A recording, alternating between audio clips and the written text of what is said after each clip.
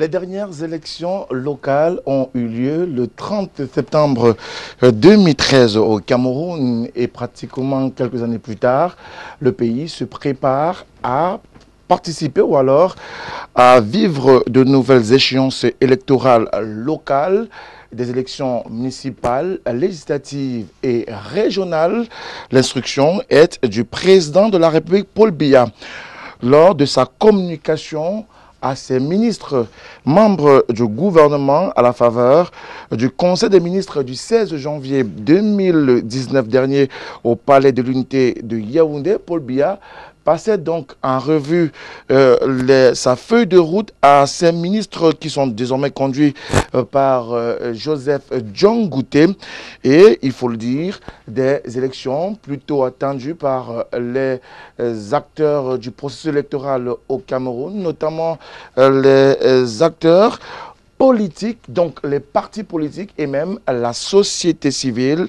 Et pour ce qui est de ces élections locales, il faut le préciser, les acteurs, notamment les citoyens, sont à la pièce maîtresse des élections locales. Quel est le rôle que devra jouer le citoyen lambda dans ce processus électoral?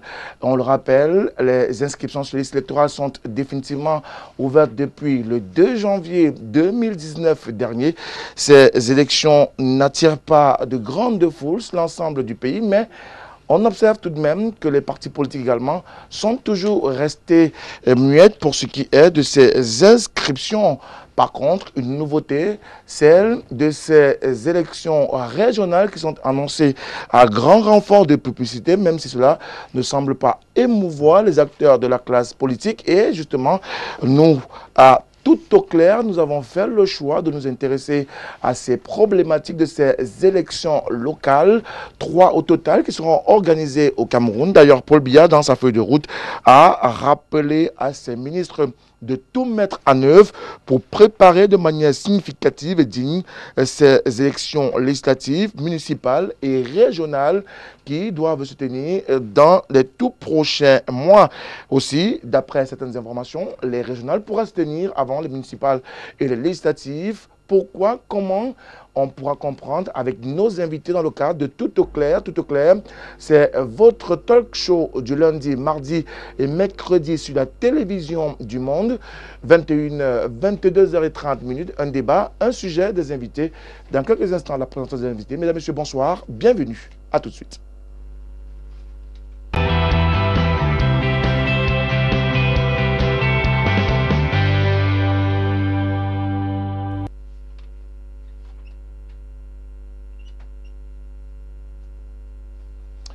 Nous revenons sur le plateau de Tout au clair. Tout au clair, c'est votre talk show qui se veut être un talk show interactif. Et pour cela, vous pourrez nous envoyer vos contributions via le 6 99 57 30 26.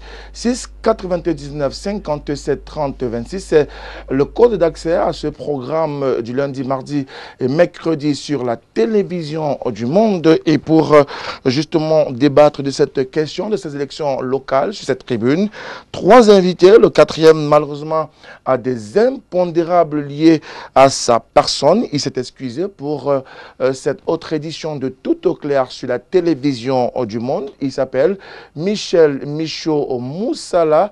Il n'a pas donc pu être là avec nous ce soir, mais les autres invités sont bel et bien confortablement installés sur ce plateau. Et comme il y a des traditions sur notre tribune, les présentations de notre panel débutent par notre gauche. Il est à notre gauche.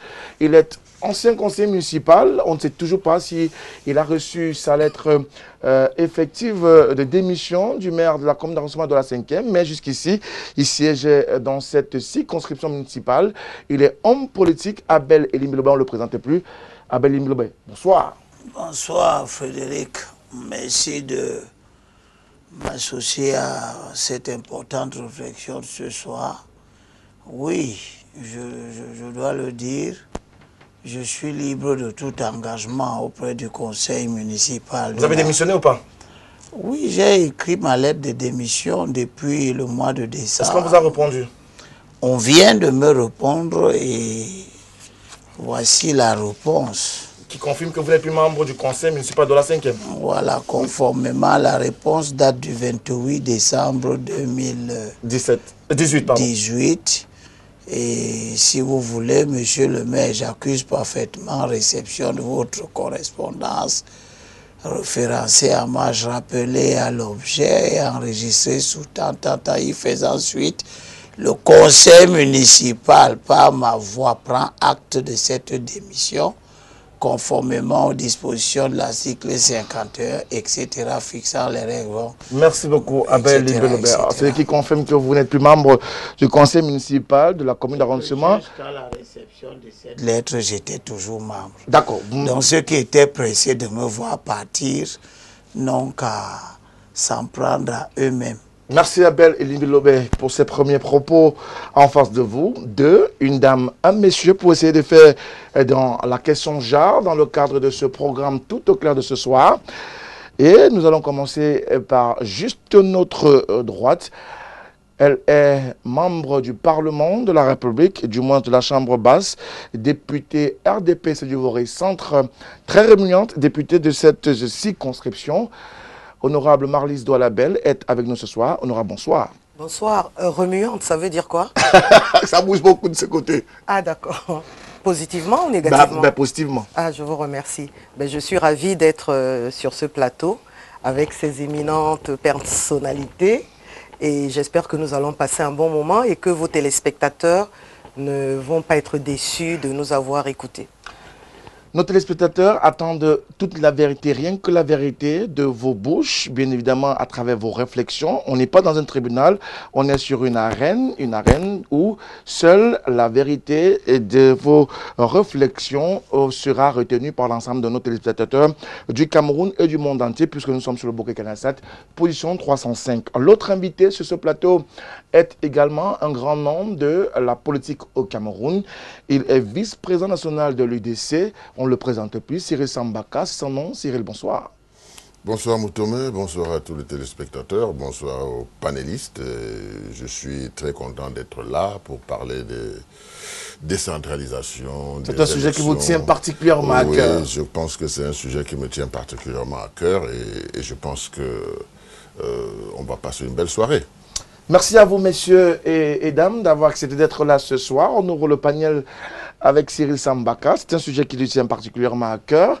Le président de la République a donc fait cette annonce. Il a demandé à ses membres du gouvernement de se préparer pour ces échéances électorales, 3 notamment, parmi lesquelles les régionales. Donc finalement, son discours sur la décentralisation est un discours qui tient sur la vérité. Vous savez, entre la décentralisation, la déconcentration, tout cela se mêle un tout petit peu. C'est un peu comme si vous avez une bouteille, il y a le contenant, il y a le contenu. Alors, qu'est-ce qui va nous déterminer sur le type de décentralisation? C'est le contenu. Et vous savez qu'en ce qui concerne les régionales, on attend encore certains textes. Donc, nous ne savons pas très bien à quelle sauce les députés vont nous manger. Mais nous espérons que la gestion locale va prendre toute son ampleur avec ce phénomène de régionalisation, avec cette décentralisation que le Cameroun attend depuis bientôt 26 ans. Donc, en réalité, nous allons pouvoir être des acteurs partie prenante de cette affaire. Et je pense que si quelque chose ne va pas, on le dira comme d'habitude et on proposera des solutions alternatives. Il faut proposer des solutions alternatives, mais avant d'arriver à ces solutions alternatives, Abel Limbelobert, une bonne nouvelle donc pour le processus électoral au Cameroun et davantage pour l'accélération de la décentralisation. Le chef de l'État est formel sur la problématique, sur la question. Il l'a dit lors de sa prestation de serment. Il l'a rappelé le 31 décembre 2018 dernier et il réitère cela le 16 janvier dernier à ses ministres du gouvernement. Ce n'est pas une bonne nouvelle particulière en tant que telle. C'est une évolution qui arrive trop tardivement. Elle aurait dû être là depuis. Elle arrive dans des conditions controversées, un peu comme l'élection des sénateurs. le président avait choisi de faire élire les sénateurs avec un corps électoral en fin de mandat. Et ici, le mandat des conseillers municipaux est échu depuis le 16 octobre 2018. On l'a prorogé. Il va néanmoins s'achever cette année toujours, dans la même période pratiquement. Et le président de la République voudrait que ce sont ces conseillers municipaux en fin de course, en fin de mandat, qui élisent les conseils régionaux entrants.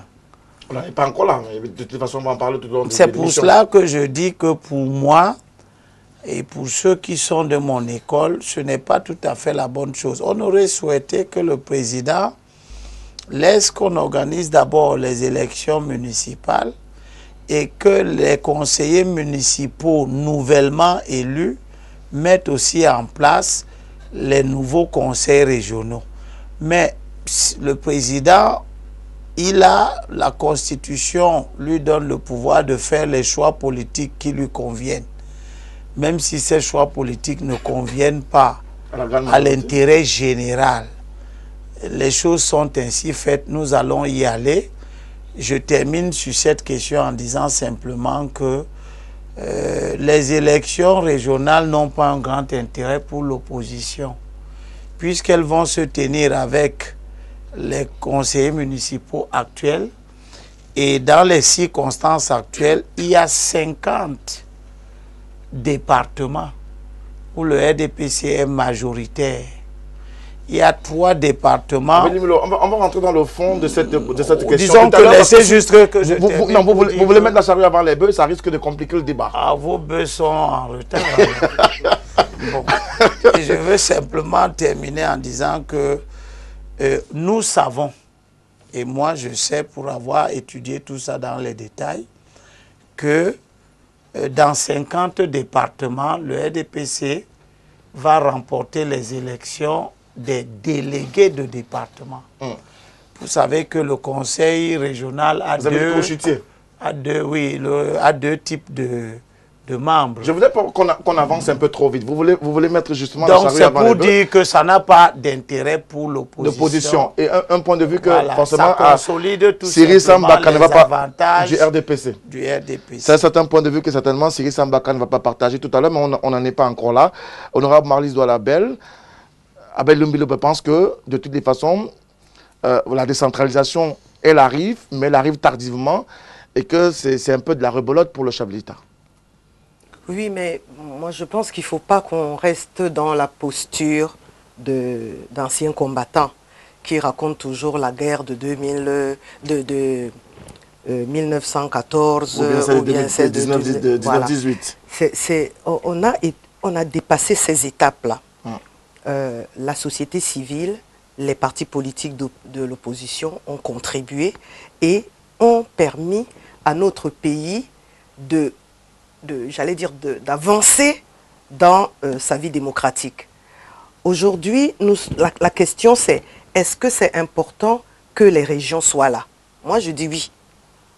Est-ce que c'est important que les régions, est-ce que nous reconnaissons tous que les régions vont être un instrument qui va accélérer la décentralisation? Moi, je dis oui. Et troisième préoccupation pour moi, quand, jusqu'à présent, moi, je n'ai pas entendu parler d'un échéancier. J'ai entendu le président de la République annoncer les 3 élections, mais je n'ai pas entendu que les régionales passeront avant les municipales. Mais si c'était le cas, là même, ça ne me dérange pas. Parce que dans tous les cas, rien ne prouve que les conseils municipaux actuels n'ont pas bougé politiquement. Même si actuellement, ils sont encore sous la bannière RDPC. Il y a eu un jeu politique qui s'est passé autour de la présidentielle qui forcément a fait bouger les ligues. Même si nous restons majoritaires, je ne pense pas que notre majorité sera aussi importante que celle qui est passée. Donc de toutes les façons, il y a que on a annoncé 3 élections majeures au Cameroun. Ce sont des élections essentiellement locales, dont d'une façon ou d'une autre, l'acteur majeur qui doit être interpellé ou qui est interpellé, c'est le citoyen lambda, Siri Sambaka. Oui, mais je dois encore insister sur le fait que je ne vois aucune logique. Pourquoi vous voyez aucune logique? Aucune logique que les élections régionales se tiennent avant les autres élections. On ne l'a pas encore dit. Non, on ne l'a pas encore dit. C'est pour cette raison que je vous dis que même dans la logique, ce n'est pas normal, ce n'est pas possible. Ce n'est pas possible parce que vous avez d'un côté que l'arsenal juridique n'est pas encore mis au point. Ce n'est pas terminé. On n'a pas encore défini le corps électoral, etc. Donc il y a des lois qui doivent venir. Je dis il y a des lois qui doivent venir pour soutenir cela. Il y a le fait que les députés à l'Assemblée nationale, c'est en novembre qu'ils votent le budget de l'année qui vient. Donc, si on veut faire une lecture normale de la situation, on doit pouvoir dire que les députés, en novembre, quand ils feront le budget, ils tiendront compte, n'est-ce pas, des élections régionales et elles pourront se tenir dès décembre. Mais avant décembre, il y aurait eu les autres élections. Mais le budget, lui, il entre en effectivité en janvier. Oui. Même sur le vote en décembre, il entre en effectivité en janvier. Mais tout à fait. Donc, comme pour dire qu'il ne pourra pas avoir d'élection régionale avant janvier 2020. Ben non. Pourquoi? Si les lecture, élections peuvent se tenir en décembre, ça peut se tenir en fin décembre. Il n'y a pas de problème. Vous comprenez? À cela, il n'y a pas de problème. Ce que je veux dire, c'est qu'on peut faire des rectificatifs, n'est-ce pas, au niveau de l'Assemblée nationale, au niveau des budgets, ça c'est vrai, mais nous avons ce problème de légitimité et de légalité qui se pose chaque fois. On dit c'est légal. Le chef de l'État a les moyens de faire ce qu'il veut. Mais nous devons faire remarquer que la légalité et la légitimité, c'est un mariage. Les deux doivent aller ensemble. Les deux ne doivent pas se confronter. Vous voyez, pour qu'il y ait une harmonie dans le pays, il faut que la légitimité et la légalité aillent ensemble. Il n'y a donc pas de raison que des gens qui n'ont plus de légitimité, n'est-ce pas, aillent voter pour un conseil régional alors qu'ils sont en prorogation de mandat, n'est-ce pas? Ils l'ont fait pour les sénatoriales. Je ne pense pas qu'il serait logique que le Cameroun marche sur la tête. Vous parlez de logique, mais en même temps, vous parlez de légitimité, de légalité. Mais ça, c'est des choses qui marchent ensemble. Quand on les confronte, ça veut dire qu'il y a tricherie. Avant de revenir à l'honorable, légitimité, légalité, est-ce que lorsque le président de la République prend une décision de proroger un mandat, on n'est pas dans la légalité et la légitimité pour ces conseillers municipaux qui ont procédé il y a quelques instants au vote des sénateurs? C'est pour ça qu'il a démissionné. Et après parce qu'il n'a pas voulu entrer les sénateurs ont été renouvelés. Les sénateurs ont été renouvelés avec un mandat plein de ces conseillers municipaux. La Bible nous enseigne dans le livre de 1er Corinthiens, chapitre 10, verset 23, ce qui répond à votre question. L'apôtre Paul enseigne à ses disciples là-bas et tous les chrétiens, dont y compris le président de la République, catholique. Il dit que tout est permis, mais tout n'est pas utile. Tout est permis, mais tout n'édifie pas. Tout n'édifie pas. C'est pour ça que le président Baka a raison. Quand il évoque la loi, le président a la loi avec lui. La loi donc dit... Il est dans la légalité. Il est donc dans la légalité. Et la Bible, qui est la sagesse, dit que tout ce qui est légal, donc qui est permis, n'est pas utile et ne construit pas. Le président Baka vient d'évoquer la question d'un certain nombre de préalables. L'article 246 du Code électoral dit que le conseil régional doit refléter les différentes composantes sociologiques de la région. Doit refléter le genre, alinéa 2, et c'est important, c'est de ça qu'il parlait. le nombre, la proportion par catégorie et le régime des indemnités des conseillers municipaux régionaux font l'objet d'une loi spécifique qui n'est pas encore là. Pour l'année 2019, il nous reste la session de mars et de juin. La session de juin, puis la session de novembre. Donc il nous reste 3 sessions. Ces lois n'étant pas la loi qui fixe le nombre, parce que en l'état actuel des choses, on ne sait pas combien de conseillers régionaux il y aura par région. Il y a autre chose. La loi dit que le code électoral, parce que c'est lui qui structure, dans son article 243, il dit que les conseillers régionaux sont les délégués de département élus au suffrage universel indirect, les représentants du commandement traditionnel élus par leurs pairs. Il se trouve que, vous savez que les délégués de département sont élus, ça c'est l'article 248, par un collège électoral composé de conseillers municipaux. Et au moment où nous parlons, on ne sait pas comment c'est réparti. Combien de délégués de département il y aura par département? Est-ce que tous les départements auront les mêmes?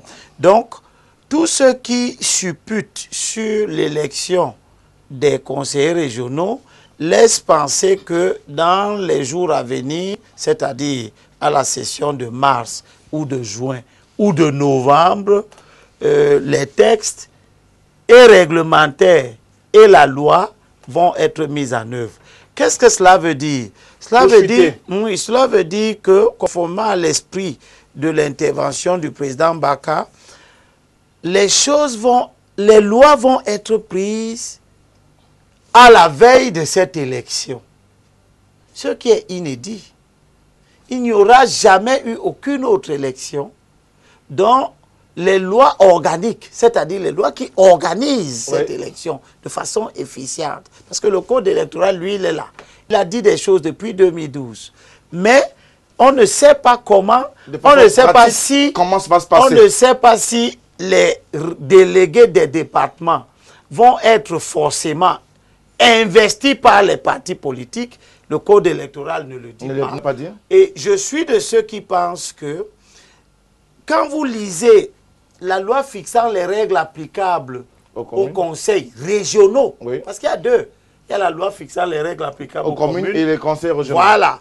Vous voyez que le président de la République a accordé une importance toute particulière aux conseils régionaux. Il se dit dans cette loi des contraintes extrêmement importantes qui n'existent même pas dans les communes.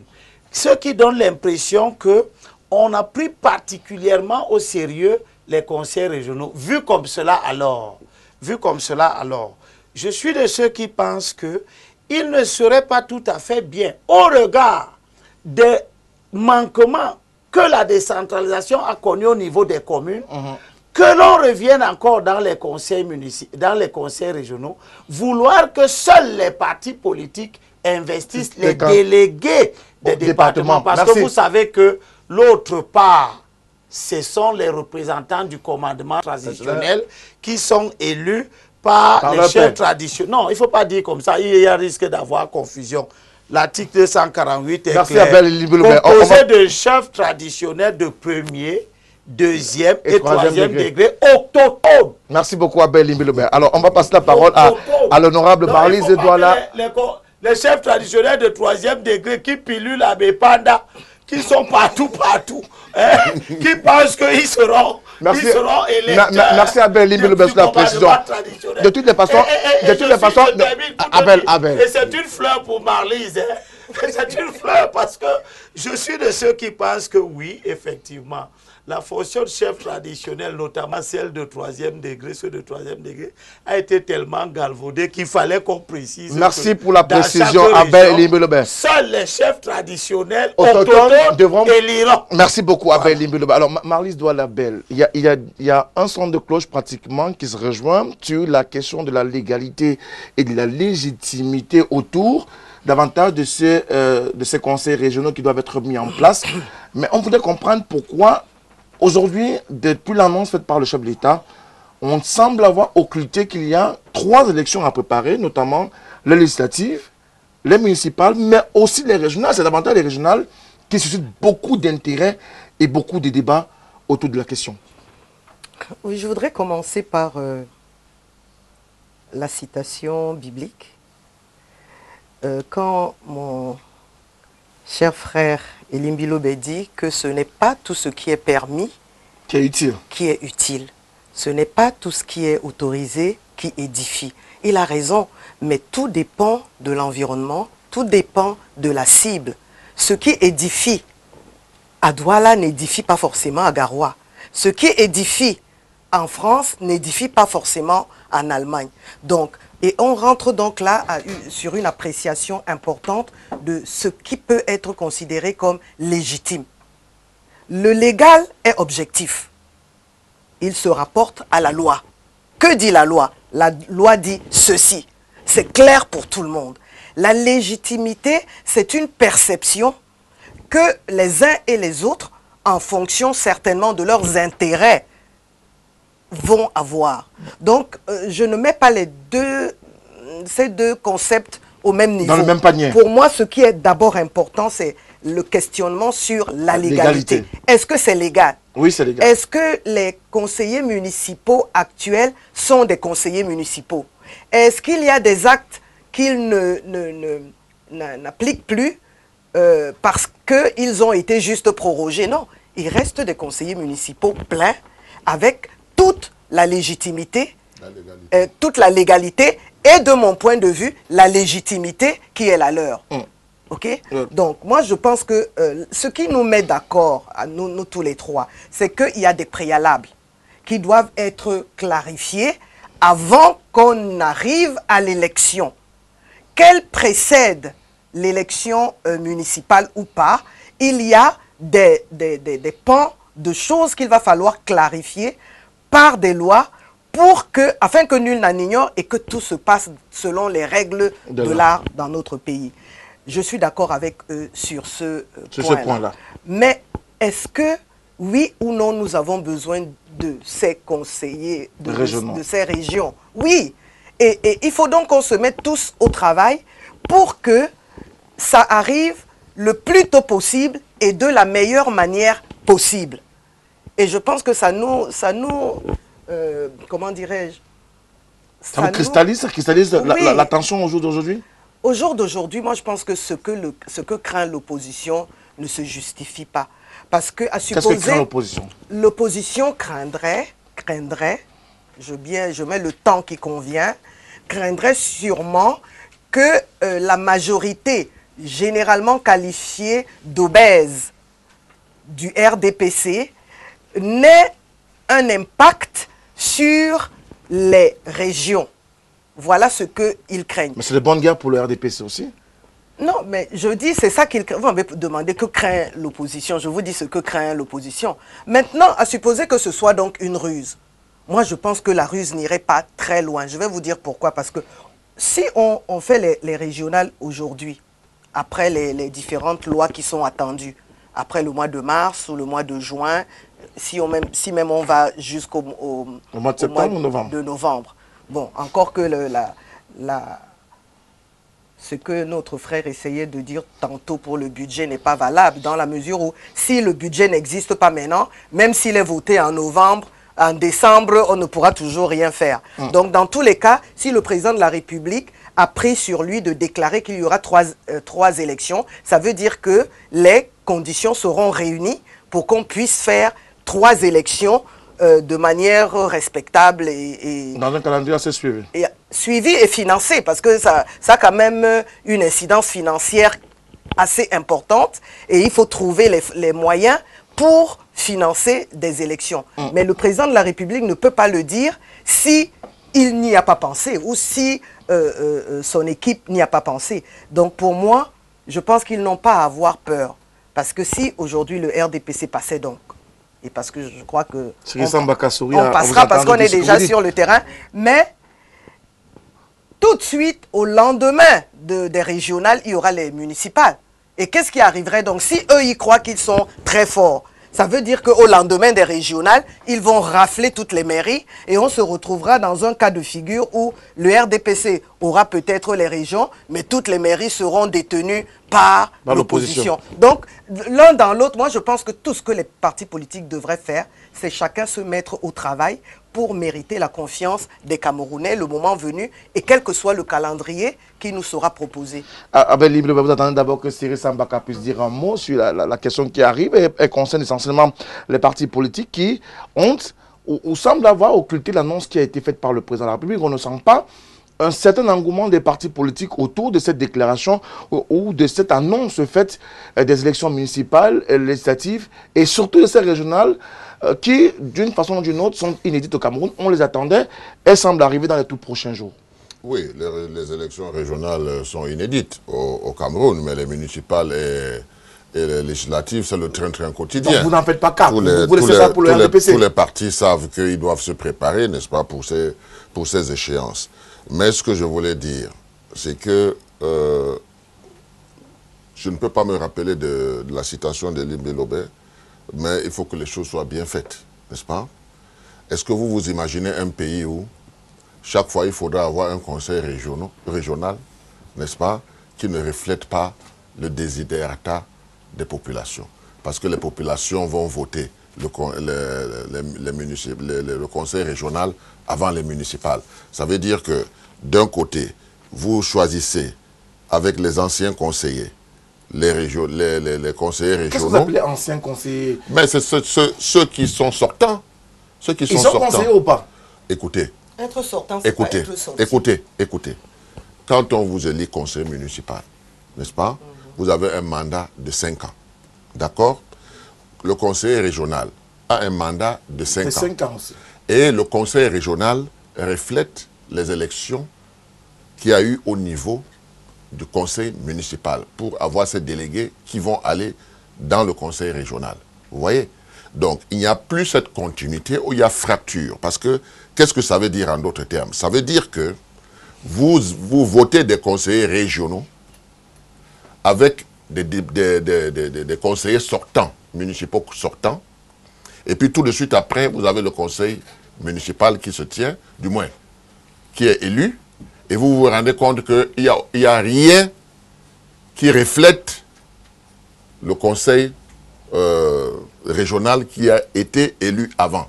La continuité veut qu'il y ait des étages. Ces étages, c'est qu'à la base, nous avons les municipalités, n'est-ce pas? Et puis au deuxième étage, nous avons les régions. Donc, c'est les municipalités qui amènent à la région. Vous voyez? Donc, quand nous avons un cas de figure comme celui-là, moi je pense que c'est du forcing. Ça ne reflète rien. C'est un point de vue politique. Non, ce n'est pas un point de vue politique. Je vous dis que la légitimité et la légalité, c'est des choses qui doivent marcher ensemble. Quand on est sérieux, c'est comme ça. Tout le monde le sait. Tout le monde sait que des conseils municipaux va jaillir les conseils régionaux et les chefs traditionnels qui, de leur côté, ont leur mode de sélection de leurs représentants au conseil régional. Vous voyez, c'est comme ça que c'est fait. Alors, si maintenant on renverse cela, cela veut dire qu'on marche sur la tête. C'est ce que ça veut dire en clair. Maintenant, la loi n'interdit pas cela. Le chef de l'État peut choisir ce qu'il veut. Vous comprenez? Mais Elimbe Lobé vous disait tout à l'heure que tout ce qui est utile n'est pas forcément édifiant. Voilà. Oui. C'est de ça qu'il parlait. Je pense que c'est clair et net que nous serions dans une démocratie qui est totale quand les conseillers municipaux pourront œuvrer pour le conseil régional. Mais quand le conseil régional va aux élections avec des gens qui sont légaux mais pas légitimes parce que leur mandat est passé, et vous avez vu qu'un conseiller municipal... Est-ce que vous voulez remettre en doute la légitimité des sénateurs qui ont été élus par ces conseillers qui autrefois avaient un mandat qui était échu? Mais moi, je préparais des élections. On me dit, vous ne pouvez pas aller aux élections parce que le chef de l'État, de par ses fonctions, a décidé qu'il proroge le mandat. Il n'a pas demandé l'avis des conseillers municipaux. La Constitution lui donne les pleins droits. Et également, c'est la légalité. Maintenant, est-ce que ces conseillers municipaux sont légitimes? S'ils étaient légitimes, je ne vois pas pourquoi un démissionnerait. Si un a démissionné, c'est parce qu'il estime n'est-ce pas, que la loi lui a permis d'être là 5 ans, mais si on proroge, on n'a pas demandé son avis, il a donc le choix de ne pas continuer. Voilà, vous voyez? Donc, on ne peut pas avoir tout cela quand les choses vont étape par étape. C'est-à-dire qu'il y a des échelles.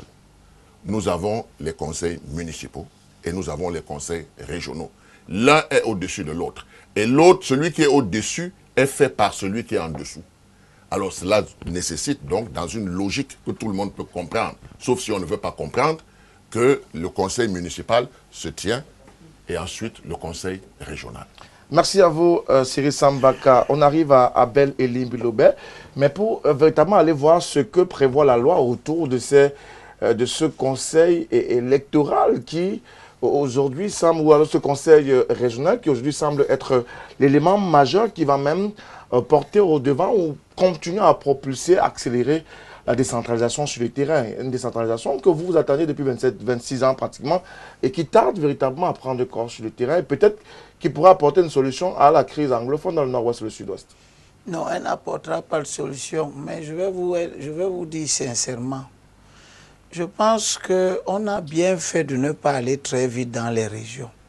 Parce qu'il fallait voir si on est vraiment mature pour gérer bien les communes. Vous savez que je suis de ceux qui se plaignent que la gestion des communes n'a pas été à la hauteur des fleurs, comme on dit, des attentes.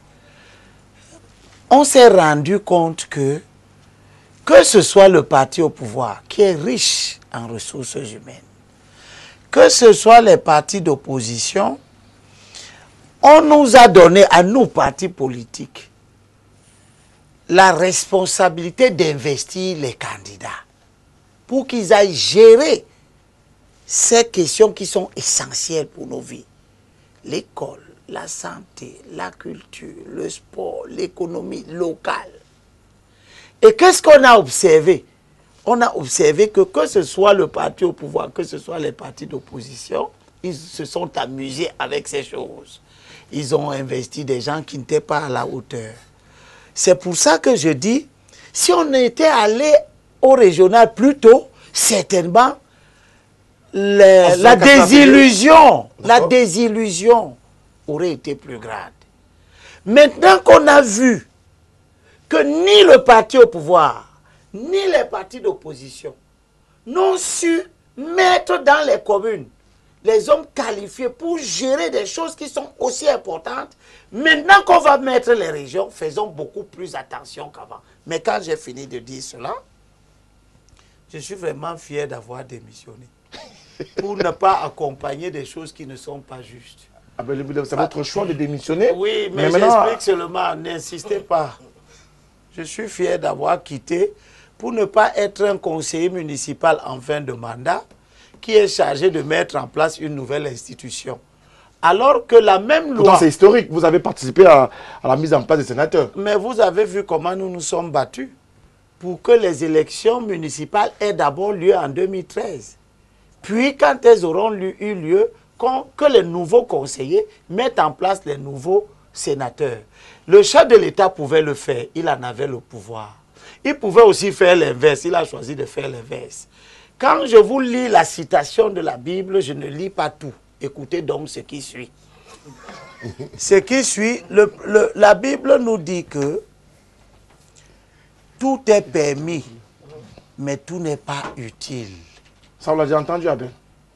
Suivez la suite. Tout est permis, mais tout n'édifie pas. Et il ajoute que personne ne cherche son propre intérêt. Que personne ne cherche son propre intérêt, mais que chacun cherche celui d'autrui. C'est-à-dire que chacun cherche l'intérêt de la nation.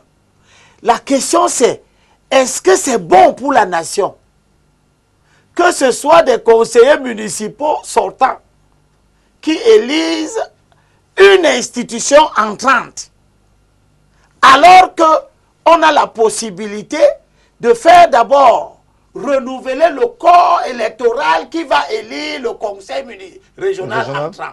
Le président a tout entre les mains. Il a tous les pouvoirs. Ce que Sambaka est en train de dire, c'est qu'il y a un problème de conscience dans l'utilisation de tous ces pouvoirs. Est-ce qu'on ne met pas un peu, est-ce qu'on ne s'avance pas un peu trop vite quand on sait qu'on n'a pas de délai échéancier de ces différentes élections? On sait particulièrement que les élections municipales et législatives pourraient se tenir au mois de septembre, en tenant compte de la date de prorogation de ces élections, alors du mandat des conseillers municipaux. Mais Frédéric, nous sommes en 2019. 2019, c'est 2000 ans avant ce qui est écrit ici. Et ce qui est écrit ici dit que tout est permis. La loi te donne toutes les possibilités. Mais choisis dans ces possibilités ce qui est bon pour l'intérêt général. Marlise disait tout à l'heure que l'opposition a peur. Elle n'a pas à avoir peur. Elle a déjà perdu les élections régionales. Il y a 49 départements où le RDPC est majoritaire. Ce qui veut dire que l'élection des délégués de ces départements est acquise d'office, puisque le RDPC majoritaire est parfois extrêmement majoritaire. Je vais vous donner quelques 3 ou 4 chiffres. Dans le sud, il n'y a aucun conseiller municipal de l'opposition. Vous avez évoqué l'histoire que les élections présidentielles nous ont montré qu'on n'est pas certain. Je veux bien croire à votre modestie, mais vous êtes certain au moins qu'au sud, comme il n'y a aucun conseiller de l'opposition, tous ceux qui sont là ne pourront pas aller voter des candidats hasardeux à la représentation du département de la région du sud. À l'est, il n'y a aucun conseiller de l'opposition. Tous les départements de l'Est n'ont que des conseillers municipaux du pouvoir. D'accord. Alors, le président est en train de faire ce qui est dans son droit. On ne doit pas lui faire un procès de légalité. Et personne ne lui fait ce procès. Il est dans son droit. Il a fait les sénatoriales. C'est pour cela que je m'adresse plutôt à mes pairs de l'opposition pour leur dire que l'UNDP a un seul département. Majorité présidentielle. Il y a un département au Cameroun où l'UNDP est majoritaire, c'est le Ndjere. Il gagnera l'élection des représentants des délégués. Bon, où est-ce que vous voulez en venir avec les libéraux? J'arrive. Il y a l'UDC a un département où elle est majoritaire, c'est le Noun. Elle gagnera les représentants des départements dans le Allez Noun. directement au sujet. Le SDF est majoritaire dans 4 départements au Cameroun. Mboyo, etc., etc. Donc, ils gagneront aussi là-bas. Cela va permettre au président de dire, vous voyez, mes élections sont démocratiques. Je ne suis pas seul dedans. Mais le président va garder sur lui, comme une tâche indélébile, l'idée qu'il utilise la loi à son avantage, contrairement à ce que l'ordre moral nous enseigne. Ne pensez pas à votre bien personnel. Mais pensez à l'intérêt général. Merci. Sortez rapidement, Abel. Oui, Marlise, c'est impatiente pour nous rappeler que les droits... S'il vous plaît, allez au bout de votre pensée. Je sors pour dire à l'opposition que ce n'est pas aujourd'hui que nous devions le savoir. Et là, Marlise a raison de nous tenser d'une certaine manière. En disant, vous ne pouvez pas m'empêcher que j'ai gagné mes élections d'utiliser ça pour rester au pouvoir. L'opposition doit donc savoir que notre vrai combat, ce n'est pas les élections régionales. Nous les avons déjà perdues depuis 2013. On savait que le président, le jour où il les organisera, utilisera ses privilèges. Donc, qu'est-ce qu'il faut faire? Il faut donc se préparer pour 2024. C'est-à-dire aussi loin que ça? Puisque ce n'est les conseils municipaux qui vont être élus en septembre, en octobre prochain. Ces conseillers municipaux-là, ils éliront les conseillers régionaux de l'avenir. de 2024 ou de 2020 ou les sénateurs sénateurs de 2023. Et vous voyez ce que la Bible nous dit et qui ne rate jamais parce que ce qui sort de la parole de Dieu ne reste pas. Merci Abel Limbilobé. Laisse que je termine s'il te plaît. Non, vous avez appris beaucoup je de voulais temps, simplement ajouter et pour finir. C'est la 4e fois que vous... Oui, laisse comme ça. Je voulais simplement ajouter pour finir que vous voyez, le président a prorogé les mandats en 2013. Ça a eu pour conséquence qu'en 2018, et les élections présidentielles, législatives, municipales se rencontrent. Et quand il s'est trouvé dans cette situation, voulant nécessaire, et puis les sénatoriales, il s'est retrouvé avec 4 élections. Il a même prévu 50 milliards dans la loi de finances pour l'organisation, conformément à la loi. Mais le même président est revenu nous dire après que non, il y a surcharge de calendrier. Comme s'il ne savait pas que les décisions qu'il avait prises en 2013 allaient entraîner la surcharge du calendrier. Merci Abel Limbilobé. Encore en train de recommencer. Merci Abel Limbilobé. Merci Abel Limbilobé. Non, on va passer ça tout à l'heure. On va passer ça tout à l'heure, Abel Limbilobé. Merci beaucoup. Merci Abel. Il y a d'autres invités. Que les élections se chevauchent et qui ne peut pas les organiser pour cela, il recommence les mêmes jeux parce qu'il est omnubilé par l'idée que le jeu politique doit être à son avant. Merci beaucoup Abel Limbilobé. Merci. Je voudrais rappeler à nos téléspectateurs. Pour le renverser. Je voulais rappeler à nos je voulais rappeler à nos téléspectateurs que l'émission est interactive. Vous pourrez nous appeler au 680, nous envoyer un SMS via le 699 57 30 26, 699 57 30 26 et vous apporter votre contribution à ce débat assez édifiant sur ces élections attendues au Cameroun, les municipales, législatives et les régionales.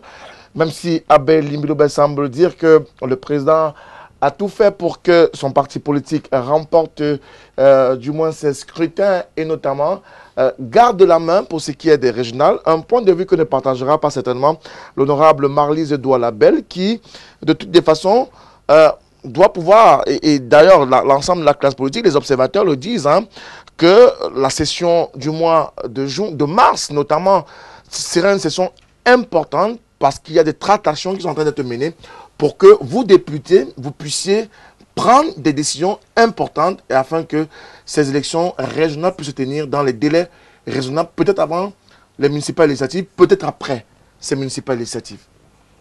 Certainement que la session de mars sera une session importante si nous voulons bien faire les choses, si nous voulons que le cadre légal de ces élections et régionales et législatives et municipales soit, j'allais dire, démocratiquement acceptable. Bien. Maintenant, je voudrais poser une question à Elie Milo, mais il ne va pas répondre tout de suite. Hein. Sinon, il va prendre la parole là tout de suite. Oui, ça va être compliqué. Mais comme je me pose souvent la question de savoir, qu'est-ce qu'il a excédé au point de quitter 2 bateaux à la fois, 2 navires à la fois? Et à la fois le SDF. Le SDF. Et le conseil municipal. Parce que moi, je pense qu'il est quand même un grand pédagogue et qu'il pouvait se mettre au service de ces organisations pour les faire avancer. Parce que quand on quitte un bateau, qu'est-ce qu'on doit attendre? Que le bateau chavire. Si on est un acteur important de l'embarcation et qu'on décide de quitter le bateau pendant que les vagues sont de plus en plus hautes, quelque part, c'est qu'on n'a pas été jusqu'au bout de sa mission. Ou on n'a pas été à la hauteur aussi. Non, je ne peux pas imaginer que ce soit la hauteur. Non, ce n'est pas la hauteur. C'est que peut-être qu'il a été découragé ou alors c'est des questions d'ego. Mais je me pose la question de savoir pourquoi, alors que j'ai l'impression que c'est quelqu'un de très tenace, de très perspicace et tout, pourquoi il baisse les bras au lieu d'essayer de tirer au maximum ces organisations qui ont besoin de ressources de qualité. Et ça m'amène à parler du problème des ressources. Effectivement, l'une des clés de voûte de la décentralisation, c'est bien la qualité des compétences humaines. On se rend bien compte que pendant longtemps, la mairie, la commune a été un instrument, j'allais dire, pour satisfaire des besoins qui n'étaient pas toujours ceux de nos communautés. Et du coup, quand on regarde la qualité des recrutements, on les compare aux profils qui sont définis dans la documentation de la commune, on se rend compte qu'il y a inadéquation à tout bout de champ. Et donc, il y a très peu de personnes qualifiées dans une organisation qui devrait plutôt avoir des ressources talentueuses. Parce que la tâche est tellement énorme que si en plus il faut passer 3 jours pour expliquer à une ressource ce qu'elle a à faire, eh bien, on n'y arrivera pas. Donc je pense que le problème des ressources humaines, l'organisation humaine est au centre de la décentralisation. Maintenant, je voulais également parler de quelque chose d'important. La carte politique de notre pays, et Limbi-Lobe a essayé de la définir. Et il a raison de dire que ce n'est pas du jour au lendemain qu'elle va changer. Ce n'est pas parce que la ville de Douala, le Vouri ou le Mungo vont bouger que le Cameroun va bouger. Non, c'est un travail de longue haleine. Donc les partis politiques ont un travail immense à faire pour briser les barrières ethniques et pénétrer des terrains ou alors des circonscriptions ou des communes qui ne sont pas forcément les leurs. Et le défaut vient de quoi? Le défaut vient de ce que les partis politiques eux-mêmes sont des partis politiques ethnisés, extrêmement sectaires. Du coup, la guerre des ethnies fait qu'il y a des régions entières que certains partis politiques ne peuvent pas investir. Donc, moi je me dis, il faut prendre son mal en patience. C'est sûr, ils vont gagner des choses au passage avec les élections qui arrivent. Très alarmiste, il parle de 2024 pour voir cette carte politique dont vous parlez être modifiée d'une façon pas véritablement significative. Mais c'est parce qu'il est un observateur attentif. Ça ne peut pas changer du jour au lendemain et le mouvement des villes ne doit pas donner l'impression aux gens qu'il va y avoir un tsunami. Il n'y aura pas de tsunami. Parce que quand un parti politique se lance à la conquête d'une région, c'est un travail quotidien. Mettre les organes de base en place, séduire les populations, les amener à bypasser. Et là, ça nous ramène sur le débat de l'homme au centre de ces changements. Parce que un natif de Douala, de Bali, n'est pas forcément un citoyen. Et parce qu'il n'est pas un citoyen, il ne peut pas accompagner le mouvement qui est attendu. Les leaders politiques ont leur job à faire. Le gouvernement qui met les règles en place et qui doit les faire respecter a son job à faire. Mais les populations aussi ont leur part de responsabilité. Et c'est la raison pour laquelle nous, les leaders politiques, nous devons nous atteler à l'éducation des masses parce qu'un habitant n'est pas un citoyen. Un originaire bon, je vais prendre n'importe quel quartier, du quartier Coiffe, n'est pas un citoyen. On n'achète pas le vote d'un citoyen. D'accord? On n'amène pas un citoyen à aller dans la rue juste pour faire de l'agitation alors que lui-même n'a pas compris les fondements de cette action. C'est très important qu'on travaille sur nos populations. C'est très important qu'ils comprennent qu'ils sont des acteurs fondamentaux des changements que nous voulons voir venir. Dans les jours à venir. Alors, on va prendre quelques SMS avant de passer la parole de nouveau à nos différents panélistes. Bonsoir à tous. C'est toujours un plaisir d'être branché sur Tout au clair sur la télévision du monde. Merci. Monsieur Limbi, j'adore vos éclairages, surtout quand vous vous référez à la Sainte Bible et à vos bords. J'aimerais savoir quel problème majeur peut-on reconnaître au processus de décentralisation dans notre pays. C'est Madame Carl Nana qui envoie ce SMS. Bonsoir à vous. Belle émission. Vraiment, s'il vous plaît, laissez souvent Limbi Lobe finir ses propos, car il parle très bien. C'est Francis Diang, à l'est du Cameroun, qui nous envoie ce SMS. Il nous rappelle que Abel Limbi Lobe est une référence en politique dans notre pays. Bonsoir le panel. Parlant de l'élection, nous invoquons nos lois. Le président fait-il la loi ou la loi, c'est la loi? Ou c'est la loi qui fait le président? C'est une question qui est posée par un téléspectateur. Bonsoir à vous sur le plateau. De ma part, je ne vois pas l'importance des conseils ou des conseillers régionaux. Pourtant, la décentralisation traîne. Nous, Camerounais, voulons la décentralisation à la fois matérielle et fonctionnelle. Bonsoir à LTM. J'aime votre émission. Merci, messieurs.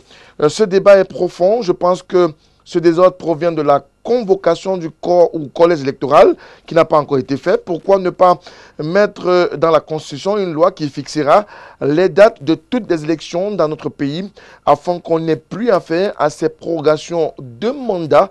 Pourquoi ce n'est que le président seul qui connaît le calendrier électoral? C'est Joël depuis Meyo dans la région du centre du Cameroun. Bonsoir, moi c'est Abdul Karim de Garoua. Pour moi, le conseil régional est bien important pour les populations. Ça nous permet de gérer notre budget à la base sans attendre les instructions qui viendraient de Yaoundé, capitale politique du Cameroun, et vraiment pour dire à l'honorable Malice Doualabel d'arrêter ce qu'elle nous dit. Elle n'est pas dans la logique, encore moins dans la légitimité sur votre plateau. Ce n'est pas moi qui le dis, c'est Abdul Karim. Bonsoir le panel, M. Abel Imilobe est véridique et on sent qu'il maîtrise le sujet. Dans tous les débats où il est invité, il nous fait comprendre beaucoup de choses, mais ce que je demande aux Camerounais, c'est de s'inscrire massivement sur les listes électorales. Bonsoir, chers panélistes. Ma question s'adresse à M. Abel Elimbilobert. Vous ne pensez pas que l'opposition risque de grignoter quelques places en octobre prochain? C'est Landry Mbassi qui envoie ce SMS. D'autres SMS sont arrivés, près d'une cinquantaine autour de cette question des municipales, législatives et sénatoriales. Bonsoir au panel. Je pense que l'opposition n'ayant pas la base pleurniche assez, au lieu qu'elle se prépare à gagner ou pour gagner, elle s'occupe davantage de la position des élections régionales sans connaître ou sans pouvoir contre-attaquer. C'est bien dommage. C'est ce que dit notre téléspectateur. Bonsoir à vous. Pouvez-vous enlever M. Elimilobé du plateau? C'est pas moi, c'est un téléspectateur. Il y aura de la transparence dans ces élections. Y aura-t-il de la transparence dans ces élections régionales sous le régime BIA? C'est Serge qui pose la question. Bonsoir. Le RDPC remportera les régionales avec la complicité des partis proches du pouvoir. C'est Amadou qui nous écrit depuis Meiganga. C'est dans la Damawa. Bonsoir le plateau. Très bon débat, sauf que ce plateau n'appartient pas à Abel Elimilobé. Cette émission nous appartient, nous téléspectateurs, qu'ils permettent aux autres panélistes de s'exprimer. Sa parole n'est pas une parole d'évangile, au-delà de la pertinence de ses propos et de ses observations. Bon débat, Simon-Pierre Sac qui nous envoie ce SMS. La suite des SMS dans les autres minutes de cette émission de Tout au clair sur la télévision du monde. Nous retrouvons Cyril Sambaka dans la suite de ce débat sur les régionales. Finalement, les régionales vont forcément servir à quelque chose. Vous savez, il faut déjà savoir d'où ça vient. C'est lors de la réunion tripartite en 1991 à Yaoundé, lors d'une forte crise au Cameroun, que le président Biya a demandé qu'il y ait cette rencontre. Et il n'était pas inscrit à l'ordre du jour la refonte constitutionnelle. Mais il s'est avéré que parce que les gens se sont mis ensemble et ils ont constaté qu'on ne peut pas entrer dans la démocratie, dans le pluralisme, avec la constitution que nous avions. Nous avons donc eu à débattre de cette constitution parce que le troisième point à l'ordre du jour est passé. Et c'est de là est sorti des débats qu'il fallait faire la décentralisation. Ce qu'on a appelé à l'époque le fédéralisme des régions. Donc le contenu, c'est ça qui est important. Si on sait d'où ça vient, c'est une volonté, lors de cette réunion, est né cela. Et on a consacré cela dans la Constitution de 1996. Voilà d'où ça vient. Donc c'est quelque chose d'utile que les Camerounais ont demandé parce qu'il fallait précisément que nous allions à la gestion locale. Mais concrètement, à quoi va servir ou alors qu'est-ce que les conseillers ou le conseil régional devra faire sur le terrain? Mais ils ont des domaines de compétences. Monsieur, au début même, et M. Limbilou a lu cela. Ils ont des domaines de compétences. Le problème qui se pose aujourd'hui et qui fait tiquer les gens, c'est que on parle de décentralisation. Et de façon maligne, quand la Constitution a parlé des régions, qu'est-ce que le pouvoir central a fait? Il a enlevé le mot, comment on appelait encore, avant les régions, il y avait les provinces. On a enlevé les provinces et on a mis les régions. Or, certains ont pensé qu'on est passé à la régionalisation, parce qu'on a mis les régions. Mais il n'y avait pas de contenu. C'était les provinces qu'on a transformées en régions. Or, la loi fondamentale dit qu'il y a des mécanismes qu'il faut mettre en place, des domaines de compétences qu'il faut mettre et des ressources humaines comme des ressources matérielles, financières. Donc, à partir de ce moment-là, on doit comprendre que c'est un nouveau mode qui n'a pas existé avant du côté francophone, parce que ça a existé du côté anglophone. C'est ce nouveau modèle que le Cameroun a adopté. 26 ans après, on nous parle donc de décentralisation, on nous parle de régionalisation. Donc ça veut dire que c'est quelque chose qui est attendu depuis 26 ans, en réalité, et qui vient tardivement. Maintenant, si on doit voir comment est-ce que la décentralisation est mise en place au Cameroun, on doit comprendre que s'il y avait une volonté ferme, je pense que même le personnel des communes aurait eu largement le temps en 26 ans d'être formé. Parce que c'est la volonté d'abord. Ensuite, on met en place les mécanismes pour que ce soit ainsi.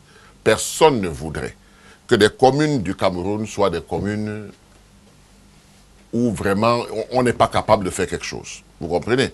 Donc, si cette volonté de décentralisation qui date depuis 26 ans était mise en pratique, je pense que même les personnels des communes et autres auraient été formés. On a 26 ans qui est passé. Nous avons une insulte, parce que moi je considère que c'est une insulte, au nombre des enfants qui sortent de l'université et qui n'ont pas de travail, qui vont faire le benskin et autres, qu'on nous dise aujourd'hui que dans les communes, on ne peut pas avoir de personnel qualifié. Ça veut tout simplement dire qu'il n'y a pas eu de volonté pour que ce personnel soit qualifié. Parce que le maire, c'est un homme politique. Vous voyez? Le maire, c'est un homme politique. Donc, sous lui, il doit avoir, n'est-ce pas, un exécutif qui peut travailler. Il doit avoir un personnel qui est qualifié. Donc, quand on nous dit ça ne marche pas, c'est parce qu'on a mis en place des mécanismes pour que ça ne marche pas.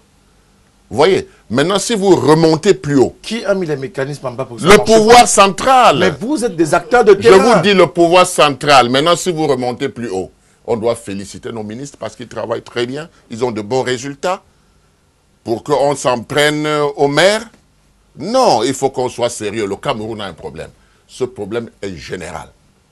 Et il faut le résoudre de manière générale. Quand ça bloque en haut, ça bloque en bas. Pourquoi ça ne marche pas? Il faut le dire. Ça ne marche pas parce qu'au Cameroun, il n'y a pas cette mutation qu'on veut des habitants, n'est-ce pas, comme on a appelé tout à l'heure, comme le député a appelé tout à l'heure, en peuple, c'est-à-dire des citoyens. Nous avons un problème de citoyenneté au Cameroun. C'est d'ailleurs la raison pour laquelle les autres pays au monde ne nous comprennent pas. Qu'avec 25 millions d'habitants, il n'y a que 3 millions qui votent. Donc il y a un problème de citoyenneté d'abord. Le citoyen, c'est celui qui vote. C'est celui qui contrôle et c'est celui qui sanctionne. Et c'est ça qui permet à un pays de marcher. Parce que si vous allez voter et vous allez dormir chez vous, eh bien, dis donc, vous donnez la possibilité à quelqu'un de faire ce qu'il veut. Vous voyez? Alors que si vous êtes un bon citoyen, ça veut dire que vous avez le temps de regarder les programmes, de regarder ceux qui veulent aller en compétition. Est-ce que tel est capable de faire telle ou telle chose? Et maintenant, vous les contrôlez parce que c'est de manière participative. Vous comprenez? Vous les contrôlez et à échéance, vous les sanctionnez.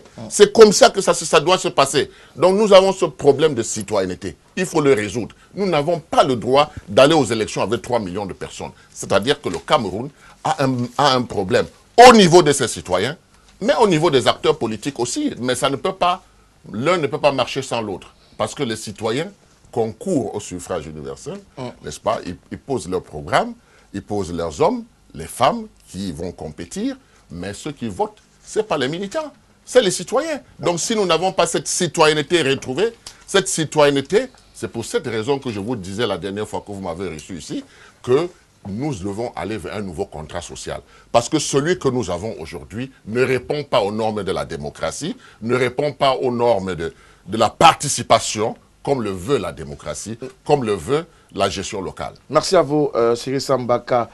Un nouvel ordre sociétal en tenant compte des valeurs de la démocratie et même de cette régionalisation qui arrive ou qui pourra arriver dans les tout prochains jours. Est-ce ce que attendent véritablement les populations pour adhérer ou rentrer de plein pied dans la gestion de la cité Abel Limbi-Robert? Puisqu'on nous dit que les régions, les conseils régionaux vont être là pour veiller à ce que les populations aient un mieux vivre. Les conseils régionaux sont importants et très importants. Ils complètent les outils de la décentralisation. Ils sont en retard, ils auraient dû venir depuis. Mais le retard se justifie parce qu'on a commencé, et ça a été une bonne idée du président de la République de commencer d'abord petit à petit. Et pour une fois, vous appréciez le chef de l'État. J'ai déjà dit que Paul Biya ne fait pas que de mauvaises choses. J'ai toujours été d'accord avec lui qu'il ne faut pas retourner au fédéralisme, par exemple. Donc, on passe d'un État centralisé à un État décentralisé. Il peut arriver que les organes de la décentralisation tombent entre les mains des fous qui veulent faire la sécession, par exemple. Il fallait donc aller progressivement. Voir d'abord l'expérience des communes, puis si elle est consolidée, elle est très mauvaise. Puisque vous avez vu la campagne électorale, tout le monde a décrié la décentralisation. Okay. Tout le monde a eu le sentiment que la décentralisation ne marche pas. Donc la raison... C'est d'ailleurs ce qui a motivé certains vendeurs d'illusions de croire qu'ils peuvent proposer aux Camerounais de rentrer au fédéralisme. Donc la région est une solution idoine. Non, je ne dis pas que c'est une solution, je dis que c'est un organe de la décentralisation qu'il faut mettre en place. Maintenant, je veux que Madame le député voit deux choses qui sont importantes. Le code pénal de notre pays condamne à mort, n'est-ce pas? Donc la peine de mort est légale. Si un juge vous condamne à mort, il est dans son bon droit. Et pourtant, le préambule de la Constitution dit que toute personne a droit à la vie, à l'intégrité physique et morale. Elle doit être traitée en toutes circonstances avec humanité. En aucun cas, elle ne peut être soumise à la torture, à des peines ou traitements cruels, inhumains ou dégradants. L'opposé de ce que le code pénal dit. Et le président, c'est lui qui ordonne l'exécution de la peine de mort. Il a le choix. La loi lui dit, tu peux faire exécuter. La Constitution lui dit, ne le fais pas. Elle n'a pas prévu une sanction. Elle a mis une recommandation. Et entre les deux, le président choisit ce qui est édifiant. Moralité, 30 ans de pouvoir, il n'a jamais fait exécuter personne. Il a choisi de protéger la vie. Nous devons donc intégrer ça. Intégrer l'idée que il faut toujours faire ce qui est édifiant. Il n'y a rien d'édifiant qui ne soit autorisé par la loi. Vu comme ça, vous ne pourrez jamais vous attaquer à ce que Sambaka dit. Parce qu'il fait l'effort de faire en sorte qu'on ait à la fois la loi et ce qui bâtit. Quand il dit que ça ne marche pas, mais ce n'est pas lui qui dit. C'est le président qui dit dans son discours de 2013. Celui que vous affectionnez le plus. Oui, c'est le meilleur. Parce qu'après ça, il n'a plus rien dit d'important. Il a dit, nous devons pour cela fixer à partir des feuilles de route des échéances à respecter absolument. Sans doute, faudra-t-il impérativement s'attaquer aux causes de nos insuffisances en supprimant les points de blocage, les zones de dispersion, les doublons. Et il pose la question. Serions-nous incapables de faire ce que des pays comparables aux nôtres ont fait ou sont en train de faire? Il dit, je ne le crois pas. Nous avons des hommes, nous avons des femmes, nous avons des jeunes talentueux, ingénieux, bien formés, entrepreneurs, capables de relever les défis, même comme il ne veut pas partir. Et il ajoute, il ne veut pas partir, mais il dit qu'il y a les gens capables de relever le défi. Et il ajoute, et c'est important, nous avons des ressources naturelles abondantes et variées. Nous avons des institutions modernes et démocratiques. Notre pays connaît la paix et la stabilité. Alors, que nous manque-t-il? Que nous manque-t-il? Et il répond, nous sommes un peuple d'individualistes, plus préoccupés de réussite personnelle que de l'intérêt général. Comme lui, qui a le choix entre organiser des élections à bon escient et manipuler le calendrier pour son compte personnel. Marlys demande que pourquoi je quitte la barre.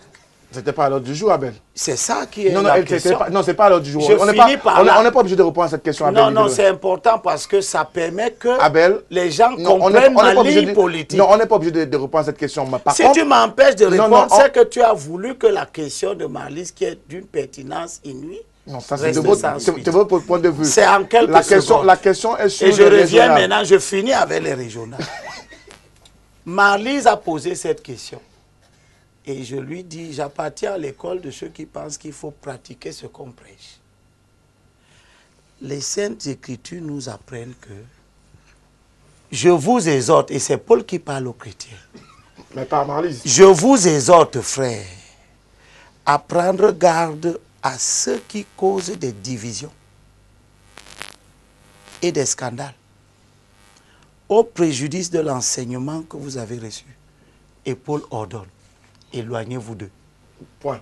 Je me suis simplement éloigné de tous ceux qui s'organisent pour que les efforts que nous prêchons n'aboutissent pas.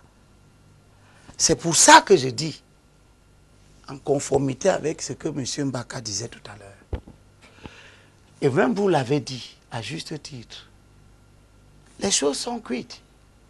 Ne pleurons pas sur l'autel des élections régionales. La vie du Cameroun ne s'arrête pas à ces élections régionales-ci. Ces élections que vous voyez qui vont se dérouler là, le président Biya et son régime les ont préparées depuis 2012 quand ils ont écrit le code électoral. C'est nous qui n'avons pas compris. Et nous sommes allés aux élections en rang dispersé. Nous mordant les uns les autres. Nous sommes donc maintenant avec des yeux bien ouverts.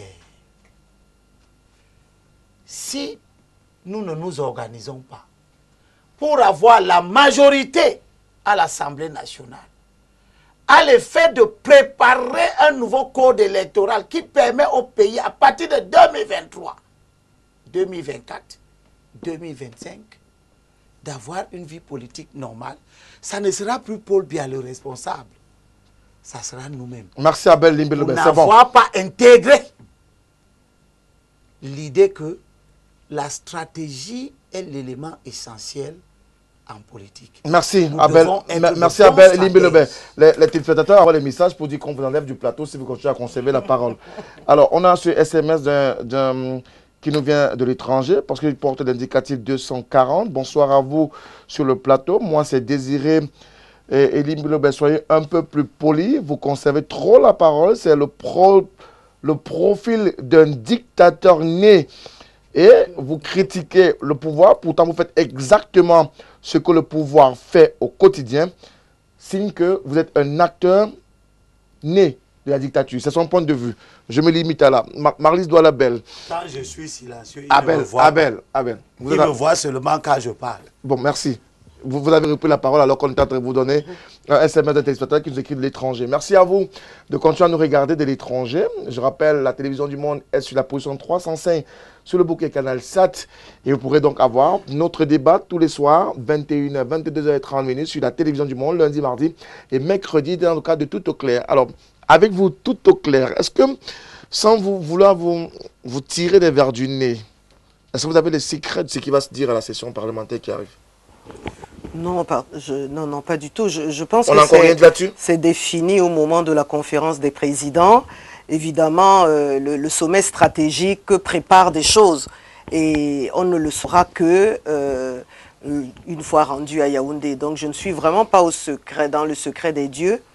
Je voulais juste dire à M. Elimbi Lobé qu'il a raison de s'éloigner des personnes qu'il considère comme destructives, mais le monde est fait de tout cela et quand on est un leader, on travaille avec des gens très différents les uns des autres et je pense que l'important pour nous, les leaders, c'est d'avoir la capacité de prendre de la distance quand cela s'impose, mais tout de même de ne pas laisser le navire chavirer. Alors, quel sera l'impact de ces élections régionales sur le quotidien des Camerounais? Aujourd'hui, tout le monde a prêché, a voulu la décentralisation effective.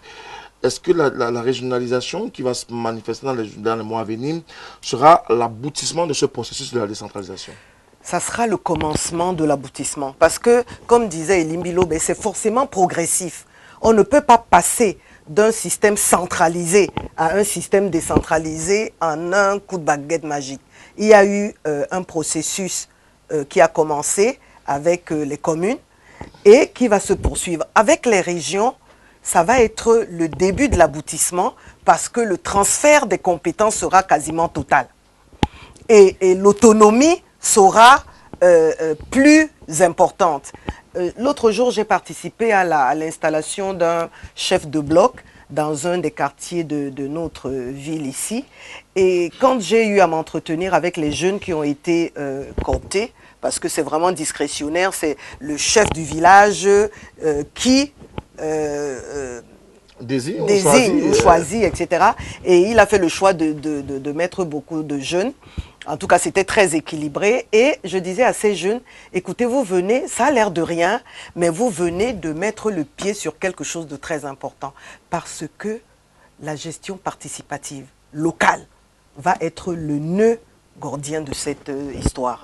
Si les gens ne sont pas conscients de ce que désormais, c'est eux-mêmes qui vont être au début du processus, tout est râpé. Parce que c'est eux qui vivent toutes les difficultés qu'ils rencontrent dans leur quartier.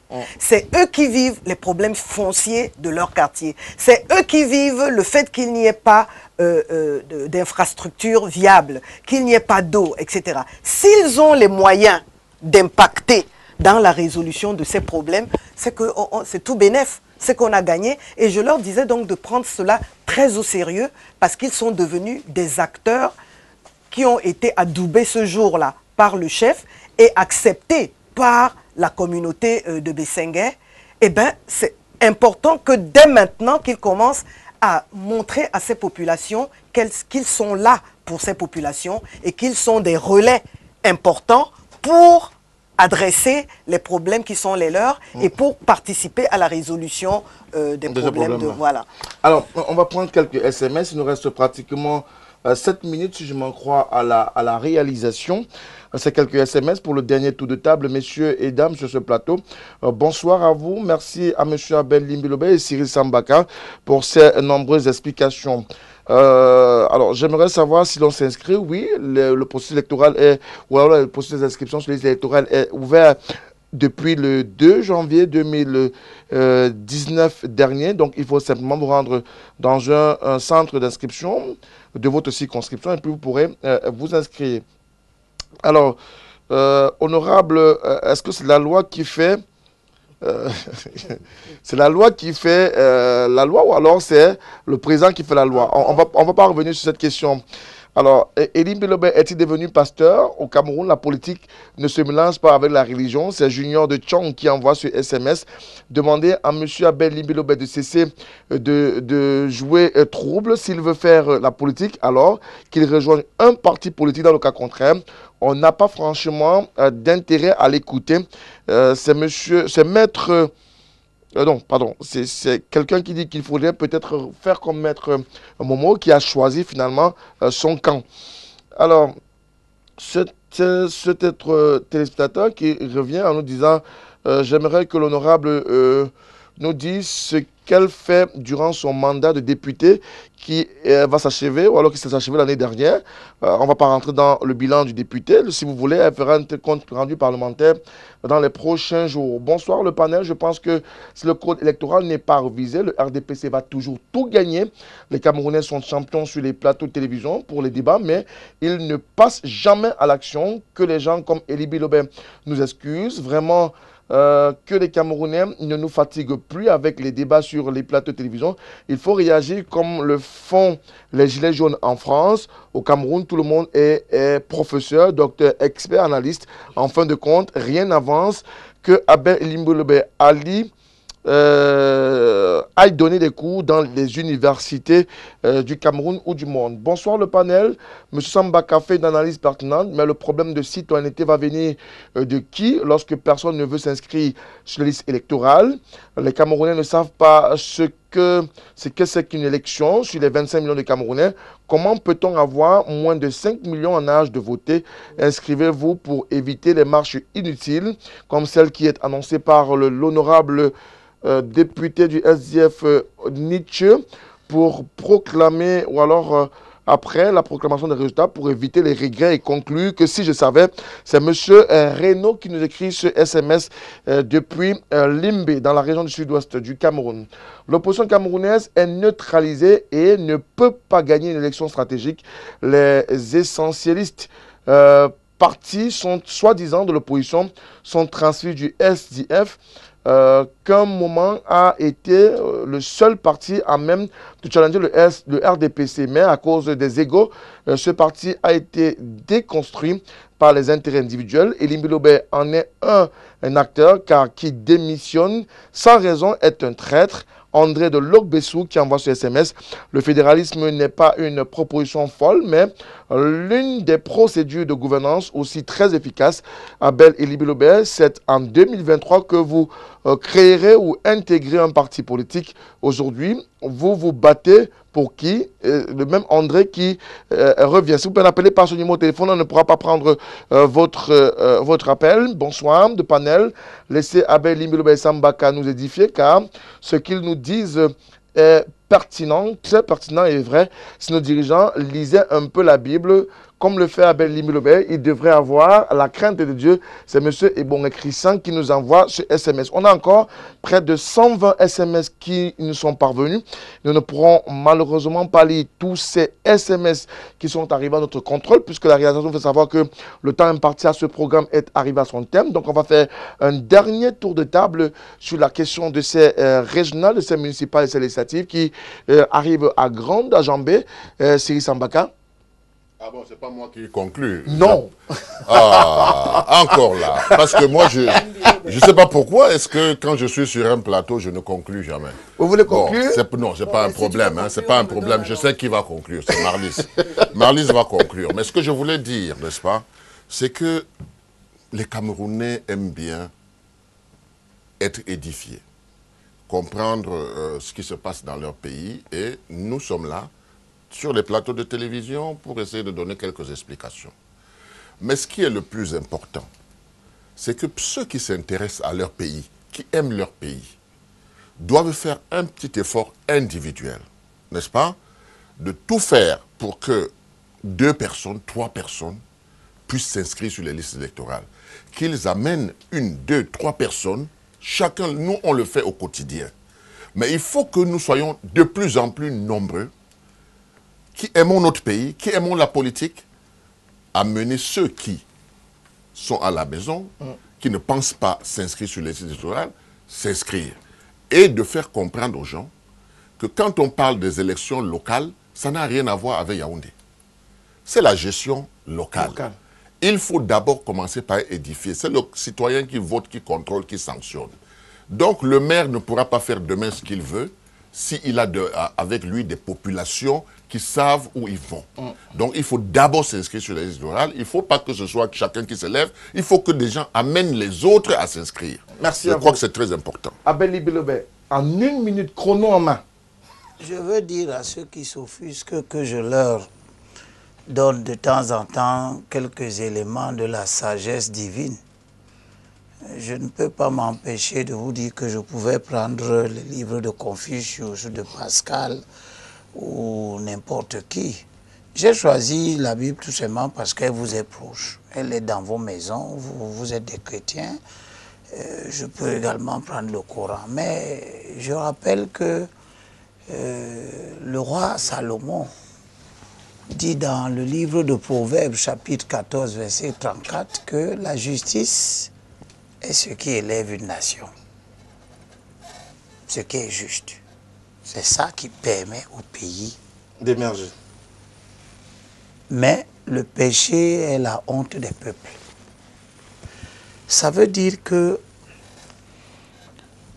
dans nos vies, dans nos engagements, nous devons faire tout ce qui est possible et imaginable pour que ce que nous faisons soit juste. Ce qui est juste, c'est ce qui est conforme à la loi. Ce qui est juste, c'est aussi ce qui est conforme à la conscience du moment. Donc, la légitimité. On ne fait pas la politique pour plaire à l'opinion. On fait la politique pour amener le peuple vers quelque chose dont, tôt ou tard, il s'en apercevra que c'était juste et nécessaire. Merci Abel Limbilobé. Marlise Dolabel. Ah bon? Oui, je suis la seule qui n'a pas eu de compliments dans les SMS. Donc, laissez-moi quand même... C'est la seule dame du plateau. D'accord. Donc, pour dire que je reste convaincue que la légitimité a une part de subjectivité. J'en reste convaincue. Deuxièmement, notre travail commun, je suis heureuse que tous les partis aujourd'hui rejoignent le RDPC quand il dit que c'est important de s'inscrire sur les listes électorales. Nous avons été combattus sur ce sujet. Aujourd'hui, nous avons une tâche commune, nous tous. C'est qu'il nous manque 4400 électeurs inscrits. 4 millions 4 millions 400. 4 millions 400 inscrits. Ça veut dire qu'il nous faut inscrire 16 667 personnes par jour. Ça veut dire que chaque arrondissement doit pouvoir inscrire 46 personnes par jour. Donc ça, c'est un job qui est le nôtre. Il faut qu'on le prenne à bras le corps pour que nous ayons quand même un collège électoral national qui soit respectable. Merci à vous, messieurs et dames, d'avoir participé à cette autre livraison de Tout au clair sur la télévision du monde. Je le rappelle, le chef de l'État l'a annoncé durant le Conseil des ministres du 16 janvier 2019 dernier. Il a fait une belle annonce. Le Cameroun sera une année, ou alors participera, ou verra une année électorale, savoir des élections municipales législatives, mais surtout régionales. Ces élections régionales cristallisent l'attention parce que ce sera un inédit, ce sera une nouveauté au Cameroun. Comment le processus va se mettre en place? On a essayé d'apporter des éléments de réponse dans le cadre de Tout au clair de ce soir. Certainement, on aura le temps de revenir sur cette problématique dans d'autres livraisons de Tout au clair sur la télévision du monde. Je le rappelle, Tout au clair, c'est lundi, mardi et mercredi 21h, 22h30 sur la télévision du monde. Avec le même plaisir, nous vous retrouverons demain, 21h. Une autre problématique, certainement une problématique internationale. On aura le temps d'en débattre et de vous apporter également des éléments de réponse. Bonsoir à toutes et à tous.